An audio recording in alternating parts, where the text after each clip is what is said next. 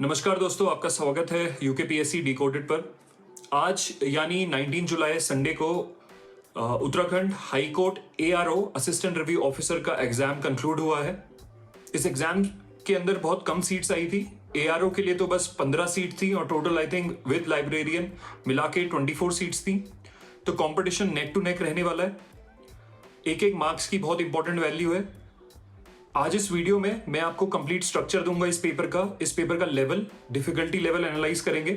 उसके साथ साथ इसके स्पेसिफिक क्वेश्चंस जो आए हुए हैं, जैसे कि उत्तराखंड रिलेटेड जो क्वेश्चंस हैं और जो करंट अफेयर्स के लेटेस्ट क्वेश्चंस पूछे गए हैं उनको देखेंगे। उसके साथ साथ हम कट ऑफ पे भी डिस्कशन करेंगे कि cut off, expected cut off क्या रह सकती है इस पेपर की, और एक कंपैरिजन भी करेंगे हाई कोर्ट एआरओ वर्सेस जो सेक्रेटेरिएट एआरओ है उस एग्जाम के डिफरेंसेस के बीच में। और एक ऐसे सेक्शन के ऊपर भी बात करेंगे जो कि एक डिफरेंस क्रिएट करता है लीगल स्टूडेंट और जो जनरल हमारे स्टूडेंट्स हैं जो लोअर और अपर पीसीएस की तैयारी करते हैं, वो अगर इस एग्जाम को देंगे तो उनके बीच में क्या डिफरेंस होता है। तो ये वीडियो सिर्फ उन कैंडिडेट्स के लिए हैं जो ये आज एग्जाम दे के आए हैं हाई कोर्ट एआरओ का। ये सारे स्टूडेंट्स के लिए हैं जो उत्तराखंड में एसएससी की प्रिपरेशन कर रहे हो, लोअर पीसीएस अपर पीसीएस की प्रिपरेशन कर रहे हो, या सेक्रेटेरिएट आरओ एआरओ की प्रिपरेशन कर रहे हो। तो शुरू करते हैं। तो चलिए एनालाइज करते हैं इस पेपर को। टोटल 200 मार्क्स का पेपर है। 15 सीट्स के लिए आप फाइट कर रहे हो और 0.25 की नेगेटिव मार्किंग। तो इसका मतलब हाईली कॉम्पिटिटिव एग्जाम है ये। अब सबसे पहले समझते हैं ये पेपर सेक्रेटेरिएट वाले आरओ एआरओ से कैसे डिफरेंट है। मतलब 50 से ज़्यादा क्वेश्चंस आते हैं इस पेपर के अंदर, सेम टाइम फ्रेम मिलता है आपको, और ऊपर से एक पूरा लीगल सेक्शन भी ऐड हो जाता है। टाइम मैनेजमेंट इस पेपर में बहुत क्रूशल था आज। अब आते हैं सबसे इंटरेस्टिंग पार्ट पर, पेपर का subject wise breakdown. Main categories जो आइडेंटिफाई करी है मैंने इस एक्चुअल पेपर में, क्योंकि जो लीगल मैक्सिम्स पूछे गए हैं इस पेपर में वो मॉडरेट या मॉडरेट से टफ हो सकते हैं। 20 के आसपास क्वेश्चंस आए हैं। उसके अलावा इसमें एक और चीज़ है जो कि लीगल हिस्ट्री और कॉन्स्टिट्यूशनल लीगल हिस्ट्री पे भी फोकस किया गया है, स्पेशली ब्रिटिश जुडिशियल रिफॉर्म्स के टाइम पे। तो ये भी अराउंड 15 के आसपास क्वेश्चंस है। उसके अलावा इंडियन पॉलिटी एंड कॉन्स्टिट्यूशन से क्वेश्चन आए हुए हैं। तो आपको दिख सकता है ये स्पेसिफिक सेक्शन थोड़ा जिन स्टूडेंट्स का लीगल बैकग्राउंड है उनको हेल्प ज़्यादा करेगा। पोर्शन जो है वो यूकेपीएससी वाले जनरल स्टूडेंट्स भी प्रिपेयर कर सकते हैं, बट ये वाले स्टूडेंट्स में, ये वाले क्वेश्चंस में उनको स्पेसिफिक डिफिकल्टी होने वाली है। उसके बाद उत्तराखंड हिस्ट्री एंड कल्चर से भी काफ़ी सवाल पूछे गए, कुछ सवाल टफ भी थे। ओके एंड उसके अलावा उत्तराखंड के करंट अफेयर्स और स्कीम के रिलेटेड भी कुछ क्वेश्चंस थे। तो उत्तराखंड का सेक्शन अगेन डोमिनेट किया। अराउंड 50 प्लस क्वेश्चंस हैं उत्तराखंड के स्पेसिफिक सेक्शन से। नेशनल करंट अफेयर जो कि पेपर के लास्ट में पूछे गए, उसमें भी काफ़ी क्वेश्चंस थे, लेकिन इसको मैं ईजी टू मॉडरेट बोलूंगा अगर आप करंट अफेयर्स की कोई मैगजीन लगा के गए हो तो। जनरल साइंस के questions comparatively easy to moderate थे, बट फिर भी अगर जिनका साइंस बैकग्राउंड नहीं है उनके लिए इसको मॉडरेट डिफिकल्टी पे डाला जा सकता है। तो पोस्ट हाई कोर्ट की है, तो पेपर का झुकाव लीगल टर्मिनोलॉजी और जुडिशियल हिस्ट्री की तरफ होना एक्सपेक्टेड था, और एग्जैक्टली वही हुआ भी है यहाँ पर। लीगल मैक्सिम्स ये एक गेम चेंजर है इस पेपर के अंदर। अब दोस्तों ये सेक्शन इस पूरी वीडियो का सबसे इंपॉर्टेंट पार्ट है, ध्यान से सुनना।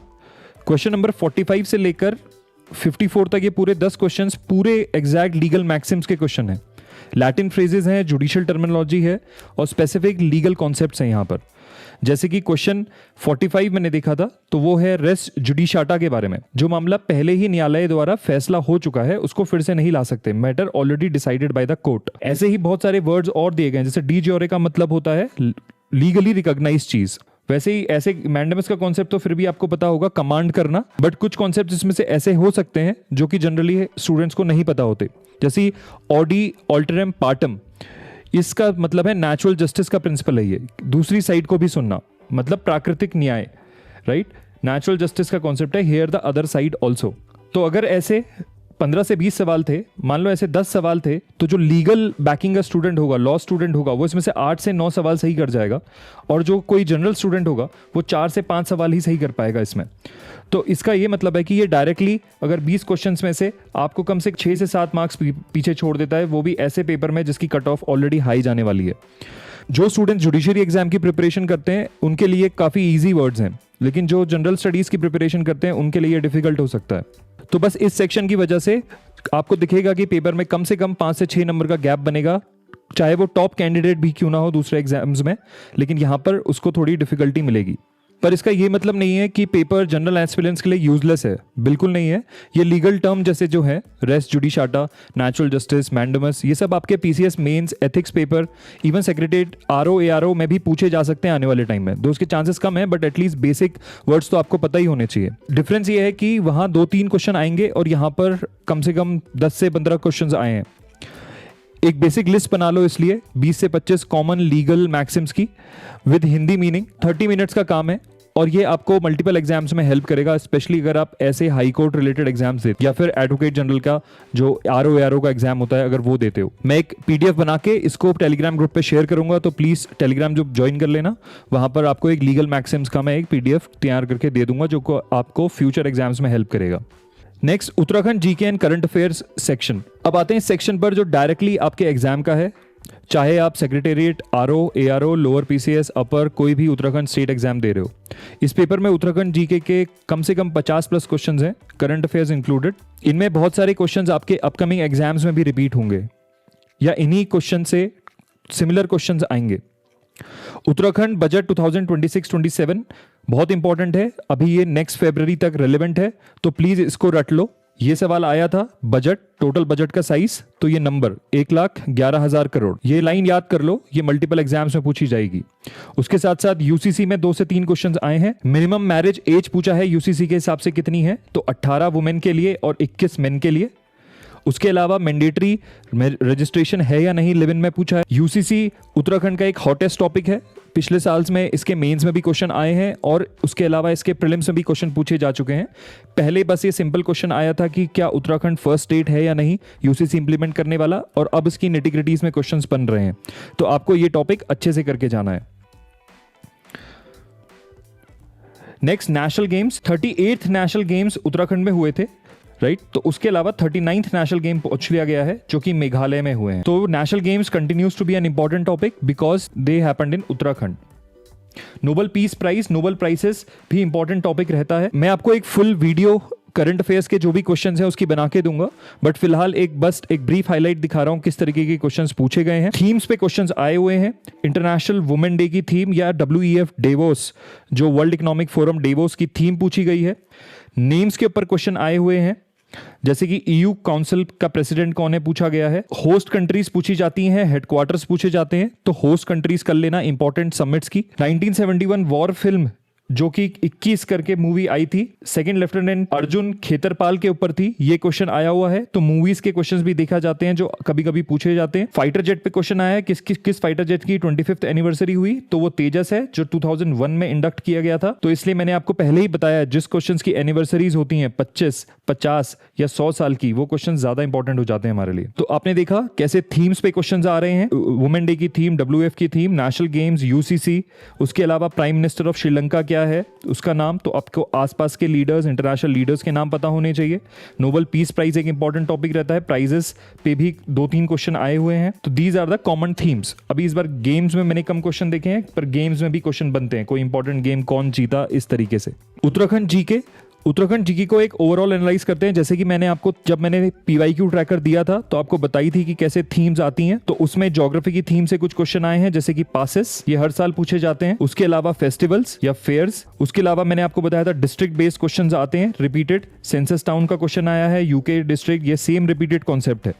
उसके अलावा ये ज्योग्राफी का simple question about the dams, कौन सी रिवर में बने हुए हैं। वाइल्ड लाइफ सेंचुरी का again same question, Kedarnath wild life sanctuary सबसे बड़ी वाइल्ड लाइफ सेंचुरी है विद रिस्पेक्ट टू एरिया। और ये भी मैंने आपको थीम में बता चुका हूं अपने PYQ ट्रैकर जो आपके साथ शेयर किया है, कि ब्रिटिश गवर्नर्स और ब्रिटिश गवर्नेंस के ऊपर उत्तराखंड की, इस पे भी क्वेश्चंस बनते हैं। इसके साथ साथ लीडर्स के ऊपर भी क्वेश्चन बनते हैं जो कि आए हुए हैं, जहां पर पूछा गया है कि इनमें से कौन से लीडर्स 1930 पेशावर कांड के साथ लिंक्ड है या नहीं है। तो वहां पर गब्बर सिंह ऑप्शन में है। हमें पता है कि गब्बर सिंह 1915 के अंदर उनको विक्टोरिया क्रॉस अवार्ड दिया गया था, तो आप डायरेक्टली एलिमिनेट करके इस आंसर पे पहुंच सकते हैं कि ये पेशावर कांड से लिंक्ड नहीं है। तो मैंने आपको बताया हुआ है कि इंपॉर्टेंट लीडर से क्वेश्चंस बनते हैं उत्तराखंड के जितने भी हैं। उसके अलावा बुक्स से भी क्वेश्चन बनते हैं, कोई इंपॉर्टेंट बुक्स उत्तराखंड की या इंपॉर्टेंट पर्सनैलिटीज जो कि क्वेश्चन पूछे गए हैं, जैसे कि सभासार जो बुक है, सुदर्शन शाह की बुक है, तो ये आपको पता होना चाहिए। वैसे ही गढ़ राजवंश जो बुक है वो मोलाराम की बुक है, तो ये भी बहुत इंपॉर्टेंट बुक्स हैं।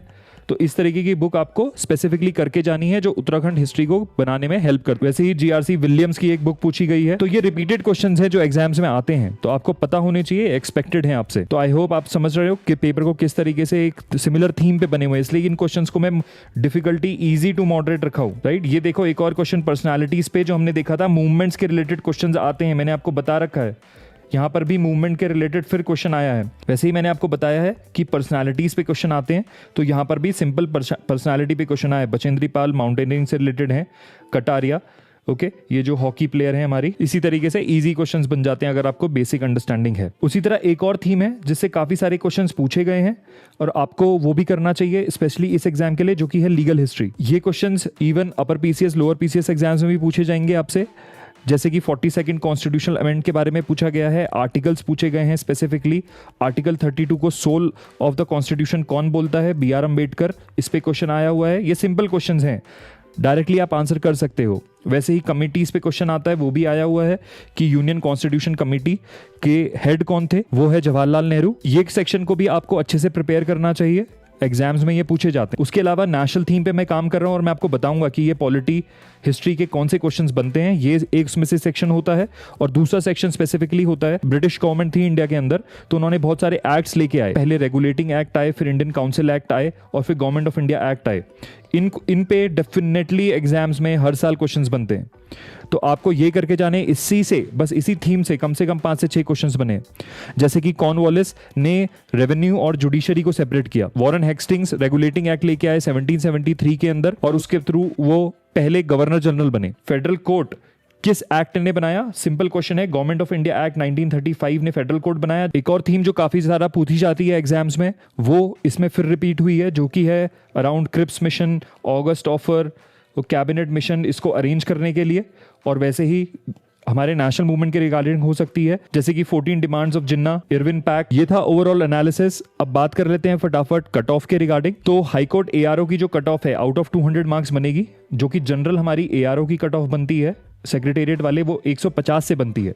और इसका हमने देखा है कि अनरिजर्व जनरल कैटेगरी के लिए इसकी कट ऑफ रफली 98 मार्क्स के आसपास जा रही है, राइट 98 मार्क्स से जा रही है, जो कि रफली हमारा 65% के आसपास आप ले सकते हो। पर ये जो एग्जाम है इसमें जो सीट्स थी वो अराउंड 130 के आसपास रही थी। तो इसकी जो सीट्स है वो पिछले बार अराउंड 56 थी और इस बार आके बहुत कम हो चुकी है। एआरओ की सीट तो स्पेसिफिकली बस 15 हैं, तो इसके लिए डेफिनेटली कट ऑफ पीक करेगा। और मैं एस्टिमेट लेके चल रहा हूँ 69% टू 72%, इसके अराउंड हमारी कट ऑफ रहने वाली है। अगर आप 70% लेके चलते हो तो 140 मार्क्स सेफ स्कोर रहेगा आपका, स्पेशली अगर आप जनरल कैटेगरी से हो। ओबीसी के लिए मैंने ये सारी कट ऑफ्स यहाँ पर दे दी हैं, बाकी पर्टिकुलर कैटेगरीज के लिए इवन अगर आप बॉर्डर लाइन में हैं, मान लो आप 60 से 70% के बीच में स्कोर करे हो, जो कि 120 से 140 है, तो यहाँ पर भी आपका सिलेक्शन होने के चांसेस हैं। कट ऑफ पे ज़्यादा टाइम वेस्ट करने की जरूरत नहीं है। अगर आप बॉर्डर लाइन पे हैं तो आप मेंस की प्रिपरेशन शुरू करो, ये आपको दूसरे एग्जाम्स के लिए भी हेल्प करेगा। ओवरऑल मैं बोलूंगा उत्तराखंड जीके और करंट अफेयर्स दोनों का सेक्शन स्कोरिंग है। अगर आप थोड़ी अच्छे से डिसेंट प्रिपरेशन करके गए हो, जो कि हम जनरली थीम्स प्रिपेयर करते हैं, इंपॉर्टेंट पर्सनालिटीज के नाम, नोबेल प्राइजेस के नाम प्रिपेयर करके जाते हैं, तो इसलिए उत्तराखंड जीके और करंट अफेयर सेक्शन को भी इजी टू मॉडरेट ही लिया गया है मेरे द्वारा। तो 140 plus is definitely a safe score in this exam. For secretariat, RO, ARO और लोअर पीसीएस एस्पिरेंट्स या अपर पीसीएस एस्पिरेंट्स जो हैं हमारे, आप सोच रहे होगे मैं तो ये एग्जाम दिया ही नहीं हूं तो मुझे क्या फ़ायदा। दोस्तों बहुत फ़ायदा है। इस वीडियो से आपको 3 कंक्रीट चीज़ें मिली हैं। पहला, थोड़ा सा लीगल टर्मिनोलॉजी को भी पढ़ने लग जाओ, मतलब वो क्वेश्चंस भी आपके एग्जाम्स में पूछे जा सकते हैं और एथिक्स में भी आप यूज़ कर पाओगे। दूसरा, उत्तराखंड यूसीसी एक इंपॉर्टेंट टॉपिक है जो कि आपके एग्जाम्स में हर साल आ रहा है। तीसरा, उत्तराखंड बजट और उत्तराखंड इकोनॉमिक सर्वे पे भी क्वेश्चंस आए हुए हैं, मैं आपको दिखाऊंगा नेक्स्ट वीडियो में, जहां पर हम इसकी कंप्लीट एनालिसिस करेंगे पेपर का और आंसर्स भी डिस्कस करेंगे। और चौथा, जो नेशनल गेम्स है हमारे, नेशनल गेम्स में भी मैंने देखा है पिछले 4 साल में क्वेश्चंस बने जा रहे हैं। और एक और 5वां आपके लिए पॉइंट है कि जो मैंने ट्रैकर डेवलप किया है उत्तराखंड पीसीएस के रिगार्डिंग, आप देख सकते हो कि कितने सारे क्वेश्चंस उन्हीं थीम से आए हैं। अभी एक नेशनल ट्रैकर भी तैयार हो रहा है जिसके अंदर की सारे नेशनल थीम्स भी आपकी कवर हो जाएंगी। अगर तुम्हारा स्कोर एक्सपेक्टेड कट ऑफ से ऊपर आया है तो कंग्रेचुलेशंस, लेकिन अभी रिलैक्स मत करना। मेंस की प्रिपरेशन अभी से स्टार्ट करो, 1-2 दिन का ब्रेक लो और प्रीवियस ईयर क्वेश्चंस एनालाइज करना शुरू कर दो। मेंस का लेवल प्रीलिम से बहुत डिफरेंट होता है। यहाँ सिर्फ फैक्ट्स नहीं आते, एनालिसिस चाहिए आपको, आंसर राइटिंग स्किल्स चाहिए, एप्लीकेशन करना आना चाहिए। और अगर तुम्हारा स्कोर बॉर्डर लाइन पे है या थोड़ा कम लग रहा है तो अभी पैनिक मत करो, अभी ऑफिशियल आंसर की आएगी। अभी हम इस चैनल पे कंप्लीट पेपर का एनालिसिस करेंगे, तो वेट करो। लेकिन मेंस प्रेप को स्टार्ट कर लो अगर आप बॉर्डर लाइन पे भी आ रहे हो तो। अगर आपको ये वीडियो हेल्पफुल लगी है तो टेलीग्राम चैनल पे आ जाओ। मिलते हैं जल्दी, तब तक फोकस रहो और मेंस की तरफ देखो।